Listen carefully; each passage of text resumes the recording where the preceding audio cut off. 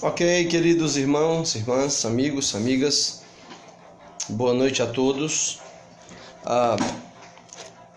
Felizmente estamos aqui utilizando-nos dessas ferramentas da tecnologia para honrarmos ao Senhor pela proclamação da sua palavra, pela edificação do corpo de Cristo, pela apresentação do Evangelho, tanto para alimentar e santificar os que têm sido salvos, como também para alcance daqueles que ainda não têm a confiança no Evangelho.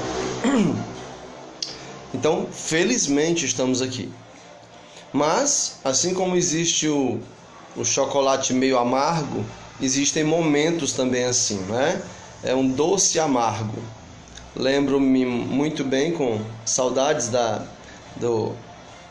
de um amado pastor que serviu ao Brasil muito tempo. Quando precisou retornar à sua nação, perguntei o que ele estava sentindo naquele momento e ele disse: é um doce amargo. Então, também eu posso dizer, infelizmente, estamos aqui, né? Pois, primeiro, porque gostaríamos de estar com o Senhor, que é incomparavelmente melhor, é o testemunho das Escrituras e nela cremos. Mas, se não estivéssemos com o Senhor, que bom seria estarmos juntos, congregados, em igreja também física, igreja local. Infelizmente ainda não é possível. Esse é o segundo domingo no qual estamos reunindo-nos de verdade, mas virtualmente. Não é algo falso, mas é diferente. Eu gosto e eu acredito que todo pastor e pregador gosta, todo congregado, todo crente gosta de olho no olho, né? Daquele boa noite, aperto de mão, abraço, aquela conversa saudável, gostosa que costuma se ter na vida da igreja. E sim, talvez alguém está pensando, mas a igreja também tem problemas. E às vezes uma situação como essa daqui ajuda a ver a importância. É verdade, mas até dos problemas da igreja a gente às vezes sente falta, né? Porque é uma realidade. A igreja é feita de pecadores, ela tem problemas. Lidar com aquele irmão que às vezes não compreende bem as coisas, ou seja, isso é exercitar o amor. Já pensou a igreja ser todo o tempo desse jeito? Ninguém se edificando? Não é esse o plano de Deus. Mas por enquanto é essa a nossa realidade. E aqui estamos nós para compartilhar as Escrituras Sagradas nesse culto ao Criador do Universo, nesse culto ao Salvador de todos aqueles que creem em Jesus Cristo, nesse culto guiado pelas Escrituras, pela presença do Espírito Santo.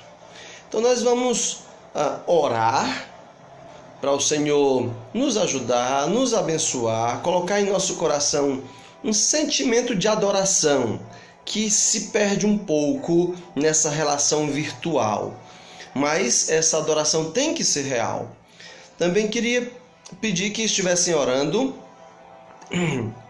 pela irmã Denise, esposa do pastor Felipe, lá de Canindé.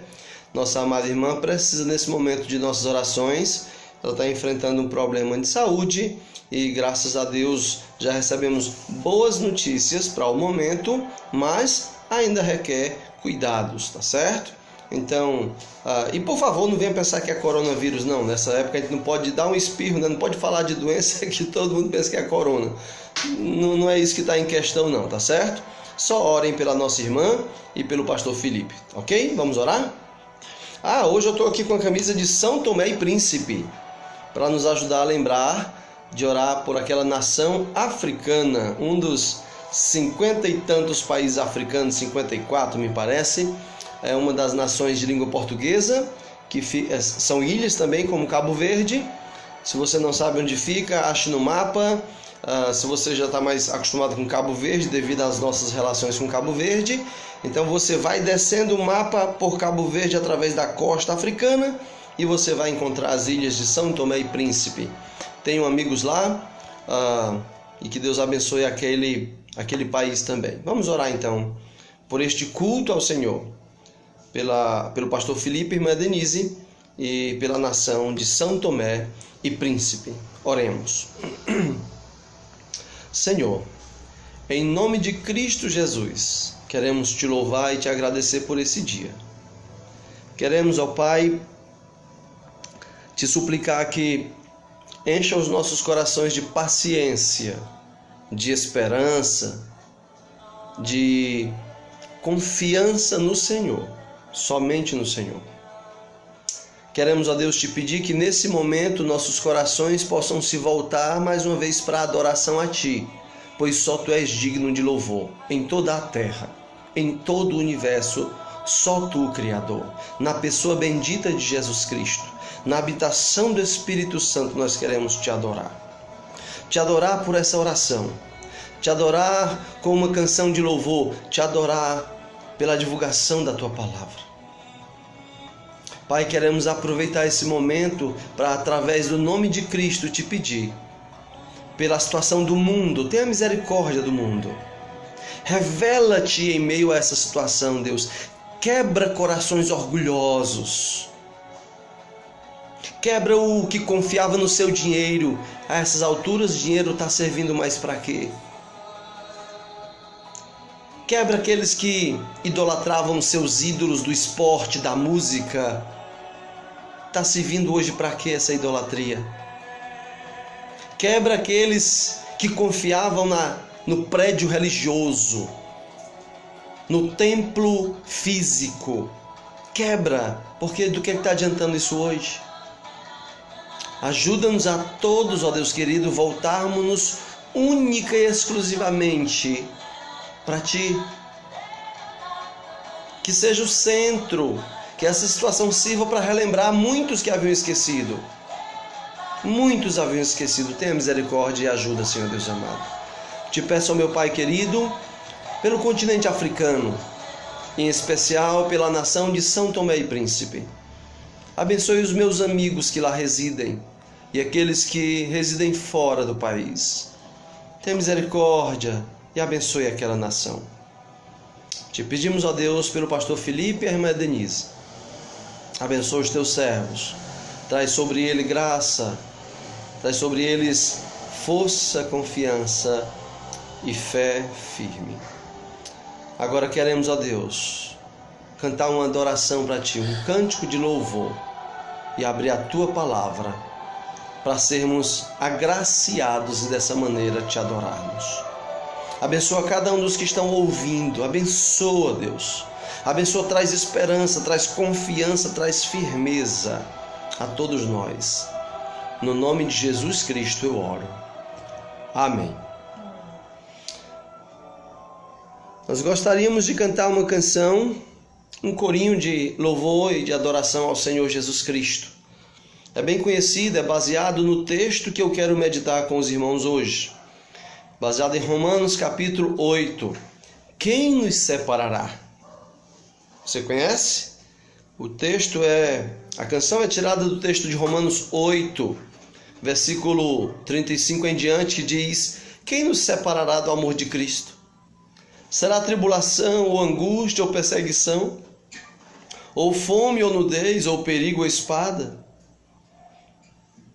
Porque eu estou bem certo de que nem morte, nem vida, nem anjos, nem principados, nem coisas do presente, nem do porvir, nem poderes, nem altura, nem profundidade, nem qualquer outra criatura poderá nos separar do amor de Deus que está em Jesus Cristo, nosso Senhor. Vamos cantar esse cântico de adoração e depois iremos meditar nessa passagem bíblica. Eu estou aqui mais uma vez com a minha família, no nosso tempo de louvor e adoração ao Senhor. E você aí do outro lado, adore-o também.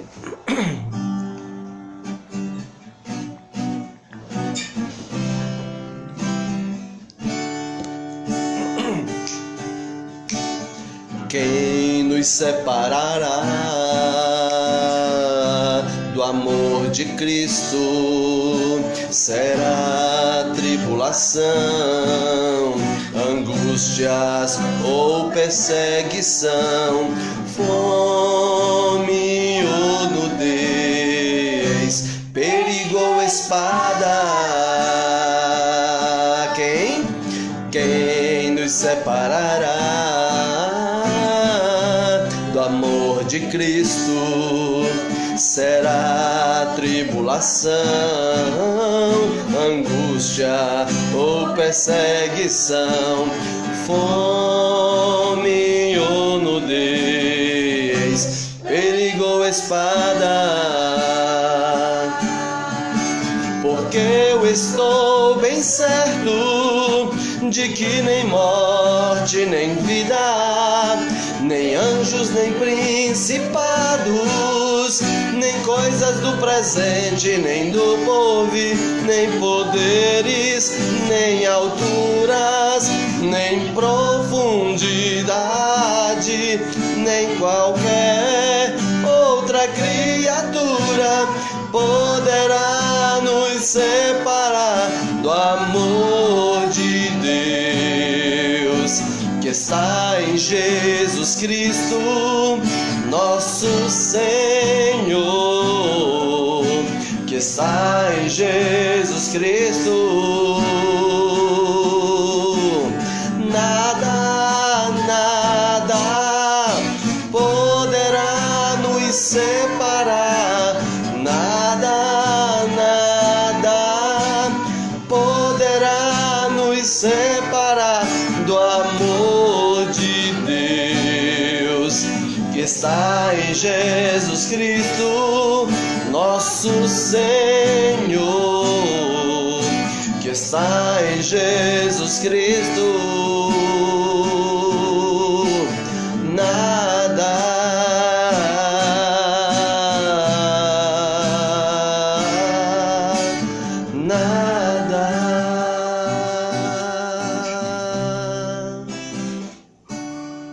Nada pode separar alguém amado por Deus, separar tal pessoa desse amor de Deus.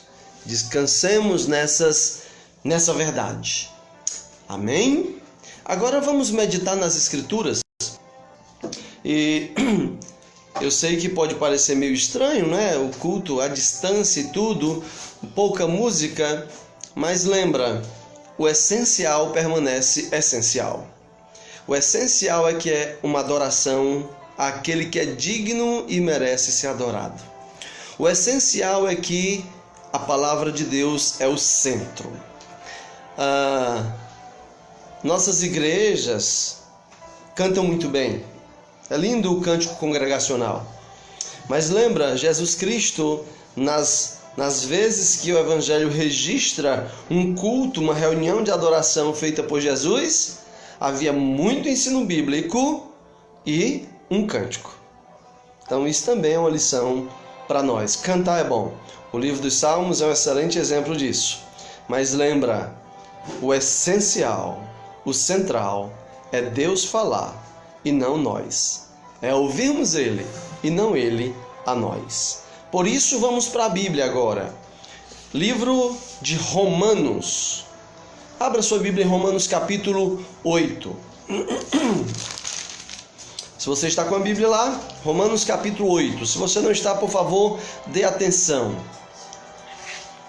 O livro de Romanos é assim chamado porque ele é uma carta. É uma carta longa, é verdade, mas é uma carta.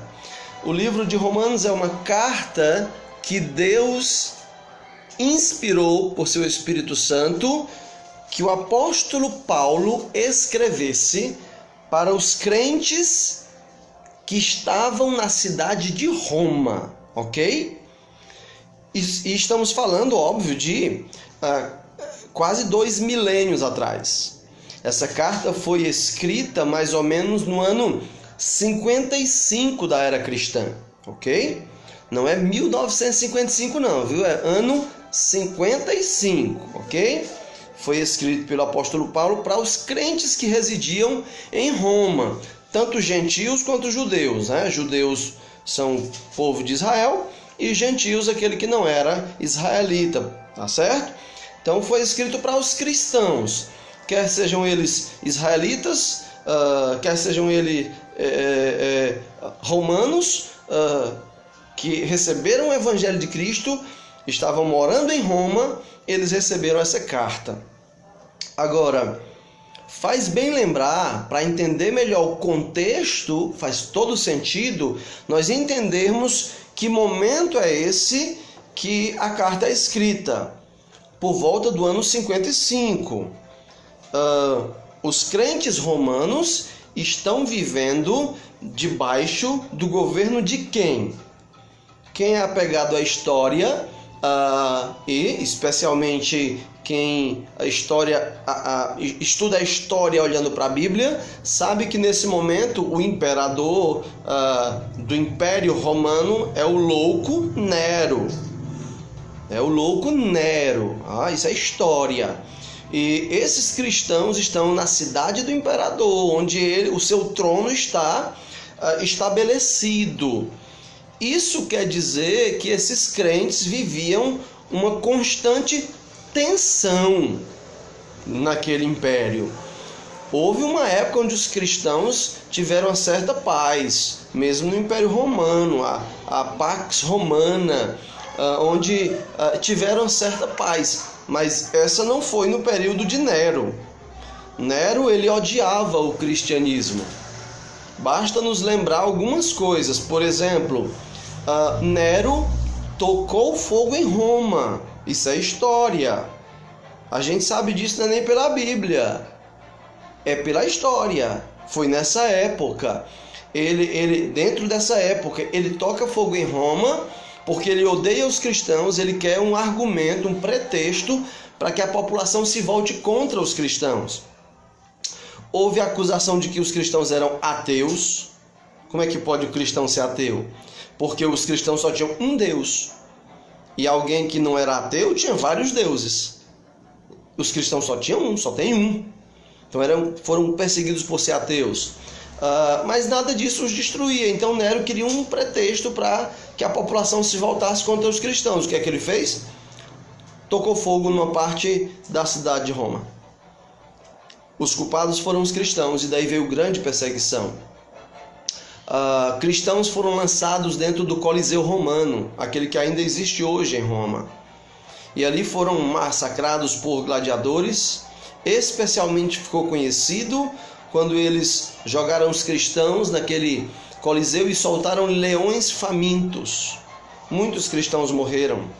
Também Nero, pesa sobre ele a acusação histórica de que ele amarrava cristãos a postes de madeira nas praças e ruas e colocava betume, um produto inflamável, obrigado filha, e tocava fogo para que eles servissem de iluminação para a cidade, para as praças. Isso é história também, não é história, não é história. Então essa carta é escrita para cristãos que viviam debaixo da autoridade desse homem e que obviamente viviam grande tensão. Por isso, o capítulo 8 de Romanos, dentro de um contexto como esse, ele é muito delicioso. Ele tem muito para nos ensinar em situações como essa. Nós no Brasil estamos passando por um momento tenso, não dá para negar. Tenso em vários aspectos. Tenso na questão da saúde.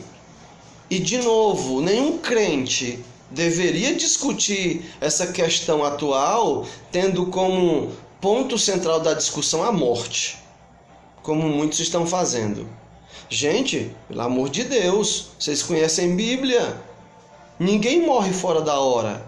Ninguém pode antecipar a morte e nem atrasá-la.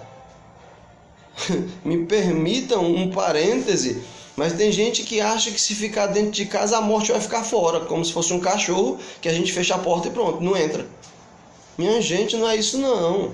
A gente está dentro de casa por outros motivos. Motivos justos, princípios bíblicos, respeito às autoridades, amor ao próximo, prudência, tudo bem. Mas por risco de morte, por favor, deixa eu fechar meu parêntese aqui. Então o capítulo 8 de Romanos é muito delicioso. quando a gente tem em mente esse contexto. Então, no Brasil, nós estamos passando por esse momento, essa crise na questão de saúde, esse cuidado que se precisa ter. Mas, por outro lado, também estamos passando por uma série também de desaprovações, perseguições também. Aqui no Ceará, todos nós sabemos que uma grande força política, embora não é uma autoridade, é a família dos Ferreira Gomes. Aí, estou falando, eu respeito as autoridades, eu não estou falando de uma autoridade. O senhor Ciro Gomes não é autoridade, tá certo? Ele não é, ele deseja, tem muita vontade, tem gosto muito grande por poder. Mas nesse momento é só alguém que almeja o poder, não é autoridade nenhuma na nação nem no Estado, só no nome. Mas ele tem falado de perseguição às igrejas, de prisão aos pastores. Bom, eu não tenho problema com isso. Na verdade, não sei quem vai ser o primeiro, né? Se vai chegar essa perseguição de ser preso, não sei quem vai ser o primeiro. Mas botem meu nome na lista aí. Ser preso pela fé, eu já fui preso por bobagem, eu já fui preso por pecado, por crime. Ser preso pelo evangelho é uma honraria. Uma honraria a qual eu gostaria de distinguir. Então, sim, passamos por pressões. Passamos por pressão por não poder congregar como gostaríamos. Sim, isso pressiona a nossa mente.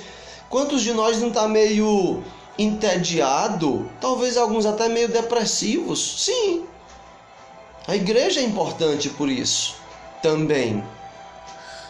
Então, o capítulo 8 de Romanos é um bálsamo numa situação como essa, em momentos como esse. O que é que o capítulo 8 de Romanos ensina aos crentes em situações como a que estamos vivendo? De dificuldade, de interrogações. Irmãos, eu tenho tanta interrogação na minha cabeça. Por exemplo, até quando vai isso? Até quando nós vamos nos manter obedecendo às regras humanas para isso? Interrogações do tipo: será que realmente isso não é um plano do sistema mundial? Porque lembra, o mundo jaz no maligno, ele quer controlar. O espírito do anticristo já atua. Então, fica muitas interrogações. E se a gente seguir o tédio, a depressão, as interrogações, o que é que vai vir? Ansiedade, preocupações, pecado. E aí estragamos tudo. Capítulo 8 de Romanos diz assim: calma, vou lhe dar motivos para ficar tranquilo.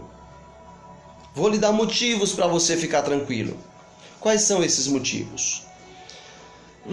Capítulo 8 de Romanos, a partir do versículo 18.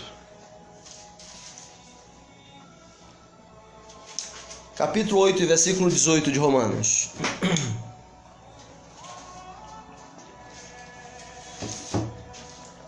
Porque para mim, tenho por certo que os sofrimentos do tempo presente não podem ser comparados com a glória a ser revelada em nós.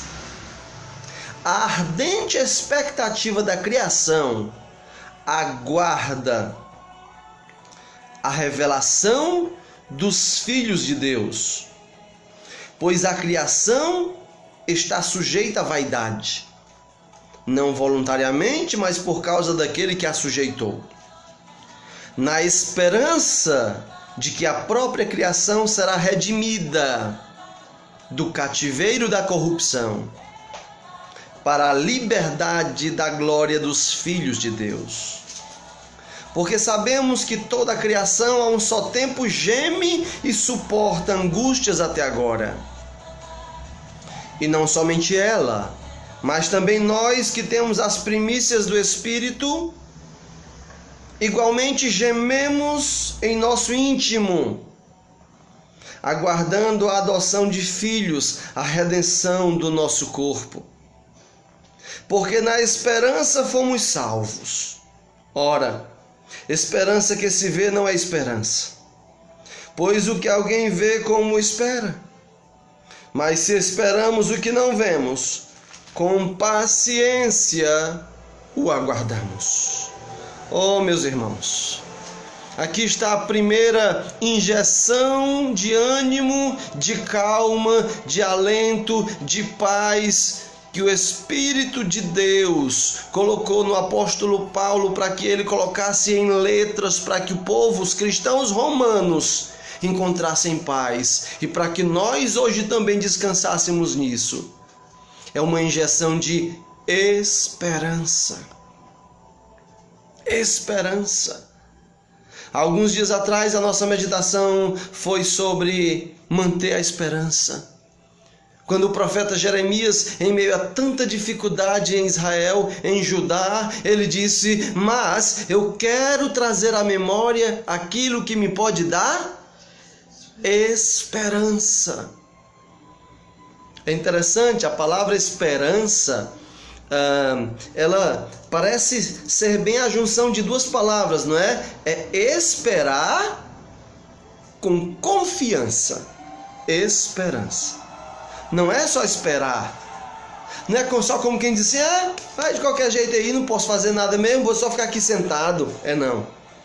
É esperar confiadamente, esperar confiantemente. E o texto vai seguir dando os motivos pelos quais nós podemos esperar confiadamente, com confiança. Esperança, irmãos. Nutra-se de esperança. Para isso, você precisa encher o seu coração das Escrituras, descansar em Deus em oração. Tome tempo para louvar. E preste bem atenção. Se você tem dificuldade com ansiedade, como muitos de nós têm, evite estar demais lendo sobre o que a mídia coloca. Lembre-se que a mídia faz parte de um sistema caído. Ela não tem nenhum compromisso com a esperança. Faça uma cronometragem. Pegue um cronômetro e veja quanto tempo a mídia investe em falar de desgraça. Depois cronometre quanto tempo ela fala em alguma coisa que traz alguma esperança. É fato. Portanto, tome cuidado. A mídia não vai trazer esperança. O que traz esperança é o Senhor. É o Senhor que nos dá a âncora da alma. A esperança é a âncora da alma. A esperança é aquilo que não deixa a alma ficar aí perdida no oceano, navegando à toa, voando sem saber no que pensar. Não, a esperança, ela ancora a alma. E ancora onde? Na rocha. Uma esperança, uma âncora não serve de nada se ela não encontrar algo dentro do mar que enganche e mantenha o navio seguro. As ondas vêm, mas ela segura o navio. Nada mais seguro para uma âncora do que uma rocha. A Bíblia diz que nós temos uma rocha para nos sustentar. O Senhor Deus, na pessoa do seu Filho bendito Jesus Cristo, na sua palavra, temos rocha segura, irremovível. Você tem confiado nele? Tem descansado nele? Descansemos em Jesus Cristo. Ele é a nossa esperança. Ele venceu a morte para nos dar a esperança da vida. Nele há descanso, nele há segurança, nele há verdadeira esperança. Portanto, Romanos 8 nos dá essa injeção de esperança. Tenham esperança. Tenham esperança. Tudo de ruim vai passar. Tudo de ruim vai passar. Tudo. Coronavírus vai passar. Vai vir outra desgraça, vai passar. Vai vir outra turbulência, vai passar. Tudo vai passar e nós chegaremos até o nosso porto seguro, a pátria celestial. O texto nos quer dar essa esperança. Deixe-se convencer pela esperança do céu. Traga à memória o que lhe dá esperança. Lembre o que o Senhor já fez. Lembre das suas promessas, nenhuma falhou. porque agora falharia. Esperança. Tenho por certo que os sofrimentos desse tempo presente não se podem comparar com a glória que aguarda para ser revelada em nós. Pense nisso. Fortaleça-se na esperança. Mas ainda há outra dosagem que esse texto traz para nós. O texto segue no versículo 26. E o Senhor nos diz: também, ou seja, tem algo mais, também. Além das promessas do Senhor que nos trazem esperança, tem algo mais. Também o Espírito semelhantemente nos assiste em nossa fraqueza. Aqui está outro presente de Deus. Ele habita em você, meu irmão. Ele habita em você, minha irmã. Não é possível o Espírito Santo estar dentro de alguém e não poder sustentá-lo. Agora, se você não tem o Espírito, preocupe-se. Eu me preocuparia. Como é que alguém sabe que tem o Espírito, hein? Você que está aí me ouvindo, você sabe se tem o Espírito de Deus em você? Eu sei que eu tenho. Como é que eu sei que eu tenho?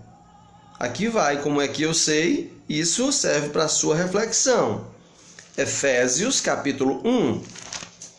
Outra carta do apóstolo Paulo aos cristãos de uma outra cidade, a cidade de Éfeso, que fica onde hoje é a atual Turquia, que ficava, né, onde hoje é a atual Turquia. Efésios capítulo 1 e versículo de número 12 e 13. Escute bem.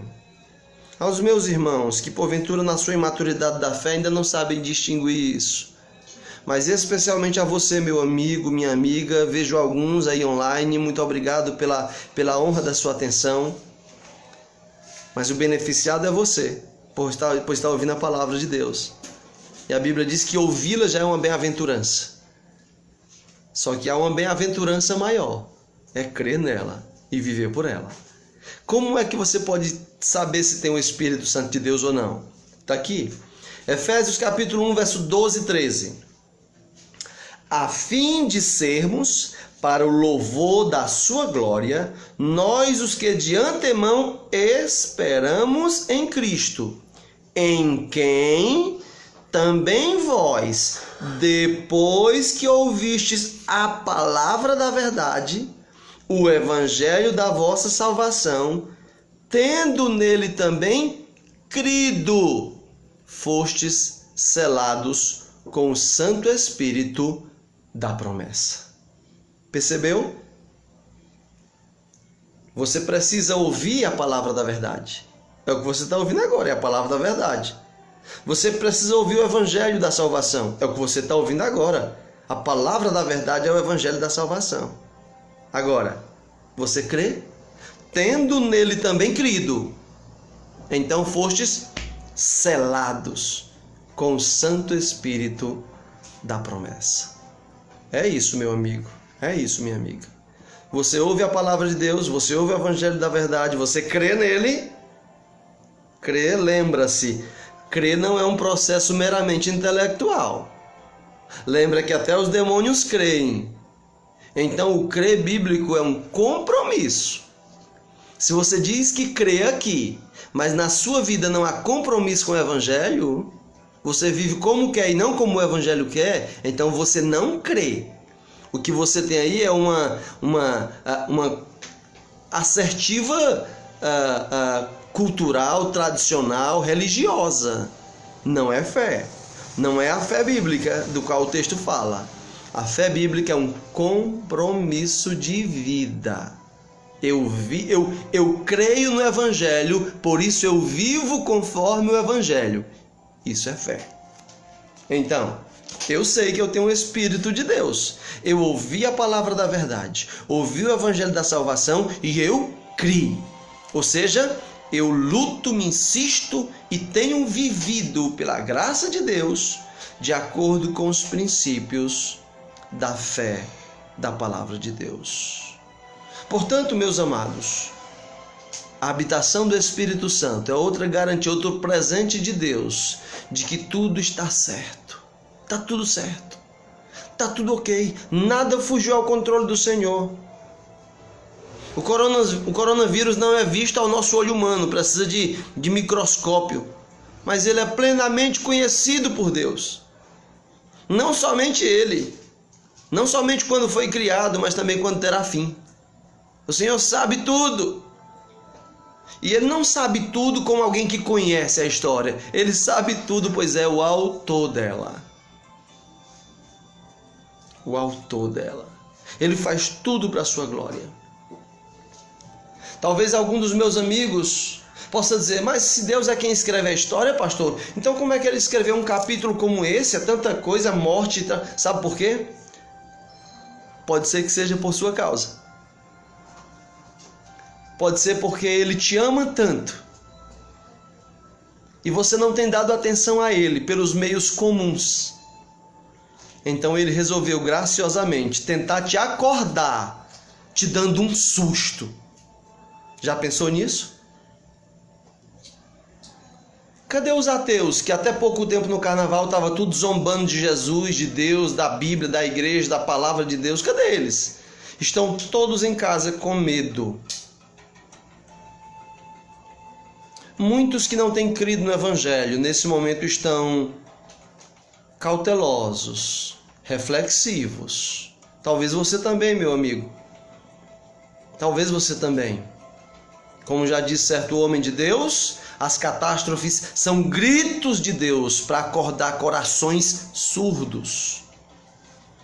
Porque Ele te ama. Ele escreve capítulos duros na história. Mas se você já tem o Espírito de Deus, descanse, esperança, habitação do Espírito Santo e algo mais.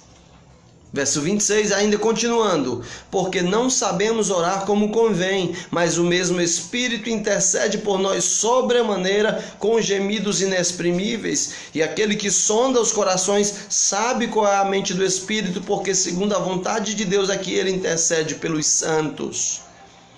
Oração. Oração é um santo remédio para as preocupações. Por isso a Bíblia diz, lançando sobre Ele toda a vossa ansiedade, porque Ele cuida de vocês. Então se aperceba disso. Está começando a ficar com receio? Vá orar. Encontre descanso no colo do Senhor. Ajoelhe-se perante o Rei. Chore perante Ele, Ele colherá suas lágrimas. Uma boa música de adoração para adorá-lo, cantando e falando com Ele. Uma leitura bíblica na qual você converse com o autor das Escrituras. O Espírito Santo vai ajudar. Não sei muito bem como orar. O Espírito Santo sabe. Fale com Deus como você falaria com a pessoa que mais te ama, com a pessoa que mais merece o teu carinho. E o Espírito Santo vai te ajudar. Portanto, nós temos esperança, nós temos a habitação do Espírito Santo e nós temos o caminho da oração. É boa época para oração. Sempre é tempo de orar. Essa é também uma boa época para orar. Não sei se diga que é uma época melhor para orar. Não sei se acreditaria nisso, pois toda época é bom que se ore. Mas se porventura o seu coraçãozinho quer ficar muito preocupado e ansioso, então coloque a sua ansiedade, sua preocupação, sacrifique ela no altar da oração. Vai te fazer muito bem. Algo mais, verso 28. Nós já temos esperança, habitação do Espírito, oração e o que é que temos agora mais? Verso 28. Sabemos que todas as coisas cooperam para o bem daqueles que amam a Deus, daqueles que são chamados segundo o seu propósito. Porquanto aos que de antemão conheceu, também os predestinou para serem conformes à imagem de seu Filho, a fim de que ele seja o primogênito entre muitos irmãos. E aos que predestinou, a esses também chamou, e aos que chamou, a esses também justificou, e aos que justificou, a esses também glorificou. Que texto rico! É tão rico que eu não vou caminhar por ele todo nesse momento. Eu vou para um ponto só, um ponto que eu considero o ponto central desse texto. Aqui está outra coisa fantástica para nós descansarmos no Senhor em momentos como esse também, em momentos de aflição. Sabe qual é?